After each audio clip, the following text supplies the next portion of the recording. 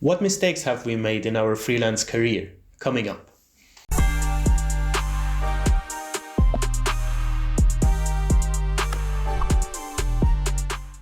Hello and welcome back to the Freelanceverse. Thanks so much for coming back to the channel.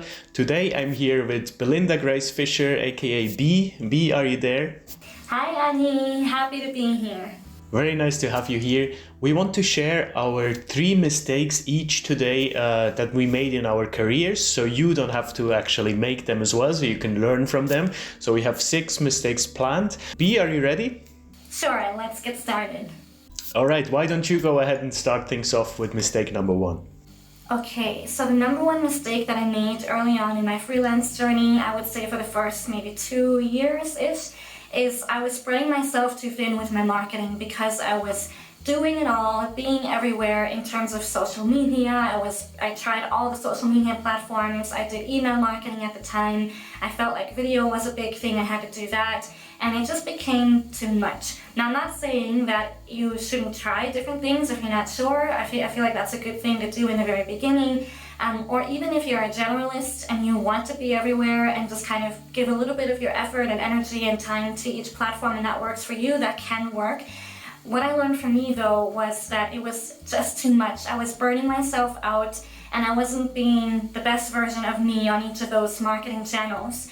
So what I learned after time is that, for example, my email marketing, I spent so much time with it. I would spend about 4 hours creating a newsletter and then of course doing it in both languages, in German and English. And I would just send it out for the sake of it. That was just something that didn't really bring me any returns. I never got any useful feedback from that or even clients. So that's something that at the time I realized that was too much and I wasn't seeing the effort come back to me that I was putting in, and that's why I stopped doing that. That's not to say that I won't start again. I feel like now might be a good time to start again with specific offers, maybe seasonal promotions. That could be a good idea. But when and if I do, I'm not going to do it for the sake of it, but only because I have a very specific intent in mind and specific client type and clientele in mind. So don't feel the pressure to have to be everywhere and do it all. Find out where your clients, your ideal clients, hang out and meet them there. But don't feel the pressure that you have to do it all or you will spread yourself too thin. I can absolutely relate to that. Thanks so much, B. It actually leads perfectly into my mistake number 1 as well, which was not saying no in the beginning. I really had to learn how to say no. It really drove me into... I almost ended my career in early 2018, let's say January 2018, because of that, which is ironic because back then it was the month that I made more money than I had ever made before, right? But it's a perfect example that you can't buy your health with money. It's not, just don't do this trade-off. It's not worth it. Really focus on your physical and mental health as well. Quick teaser at this point, in March there is a 2-part series on mental health coming on the channel, so stay tuned for that. So I was in an Airbnb at this time and I was working on 2 ginormous projects simultaneously and things just kept coming in and I was just like a machine doing this and my mind was exploding. I took like 5-6 showers a day because the hot shower was literally the only thing in the day that kept me sane without having anxiety and panic attacks. So my mistake number 1, please say no. Please know when it's too much for you physically and mentally, and that was definitely a huge lesson I learned back then. The second mistake that I made was being too lackadaisical with my terms and conditions. But in the very beginning, I was just so happy to have clients at all that, especially if it was a one-off job or like a very small translation, I would just be like, come on, let's just bypass that stage. Let's not send out a T's and C's agreement right away because it'll just take too long. Maybe it'll scare them off, which is ridiculous thinking about it now, but that is what I thought at the time. And what happened was, I'm not saying this always went badly. I did this a couple of times and with the right kind of clients and people that I trusted, it was just agreed verbally. But it's really not a smart thing to do. Looking back, I really should have always used my T's and C's contract, to make sure the client also knows when to pay me, because that was the problem. I had a one-off client. It wasn't even within my field of specialization. This was before I was specialized in marketing translations. It was just like a 2-page document. It took me, I don't know, maybe 2 hours to do at the time. And I ended up chasing that client for £50, which is ridiculous. And I ended up getting that money back, but it made that client relationship sour. We obviously never worked together again. I wouldn't ever take any job from someone who doesn't pay. And it went so far as to me having to call the accounts department, because I was at the end of my rope with a direct client. I had to call the accounts department, found out that the invoice was never submitted to them. Then the accounts department paid, but the client who ordered the translation was just, like, oh, I didn't know, and all kinds of excuses. And all of that could have been avoided if I had just sent my T's and C's, had them sign it. Okay, your payment is due, then you haven't paid me yet as per our terms and conditions, so you're in the wrong, and it wouldn't have ended so badly, and me wasting a lot of time and energy chasing £50. So make sure that you have a good T's and C's in place and that you use them. Very good point, B. I definitely chased after my fair share of invoices in my time. And I guess every freelancer has to go through that. That's just learning by doing, right? My second mistake I would like to share with you is back in 2019, 2020, like beginning of the pandemic. I got way too comfortable. And this is something I realized slowly and always more and more. And I realized, so it was like a slow ongoing mistake. It wasn't something that just happened one day to the next. And you could kind of argue that this is not really a mistake, because once you make enough money and you can live comfortably, why shouldn't you be able to coast and enjoy life, right? And don't get me wrong, absolutely you can do that. And all the hustle culture that you see online is toxic and should not be taken seriously, absolutely. But keep in mind that you don't, as a freelancer, you don't have the benefits as an employee. You don't have your salary indexed based on inflation, for example. You don't get promoted because of your years of experience, right? You don't have bonuses at the end of the year. So all these things you need to factor in. These are all things you need to go after yourself. This is why my number one mantra, my number one advice that I give to myself and also to other people is never settle.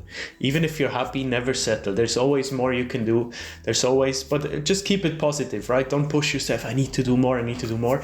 Just use it as a motivation if it works for you, that there is never a limit as a freelancer. You can go as high as you can fly, right? Let's use this metaphor. So when I noticed that I'm coasting a little bit, I wanted to change something but not overwork myself. So I wanted to become more creative. I reached out to more people. I started this YouTube channel.